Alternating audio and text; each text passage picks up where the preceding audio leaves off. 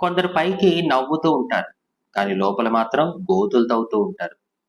కొందరు పైకి అమాయకంగా ఉంటారు. కానీ వాళ్ళు చేసే పనులన్నీ చాలా క్రూరంగా ఉంటాయి. ఇలాంటి వాళ్ళ గురించి మత్తయి సువార్త 23, 27లో యేసయ్య ఏమంటాడో తెలుసా? అయ్యో! వేషధారులారా! మీరు సున్నం కొట్టిన సమాధులను పోలి ఉన్నారు అని. సున్నం కొట్టిన సమాధి పైకి తెల్లగా నిగనిగలాడుతూ ఉంటుంది. కానీ లోపల మాత్రం ఎండిన ఎముకలతో, దుర్వాసన కొడుతూ అసహ్యంగా ఉంటుంది.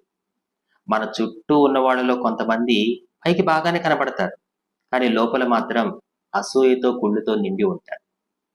అండ్ ఈ సున్నం కొట్టిన సమాధి వెనుక ఉన్న స్టోరీ ఏంటంటే, ఆనాడు పాలస్తీనా దేశంలో రోడ్డు పక్కనే సమాధులు ఉండేవి. పస్కా పండక్కి వచ్చిన యాత్రికులు ఆ సమాధుల్ని తాకి అపవిత్రులవుతారనే ఉద్దేశంతో అక్కడున్న సమాధులకి సున్నం కొట్టి తెల్లగా కనబడేలా చేసేవారు. పండక్కి వచ్చిన యాత్రికులు ఆ సమాధుల్ని ముట్టుకోకుండా జాగ్రత్త పడేవారు. That is the story.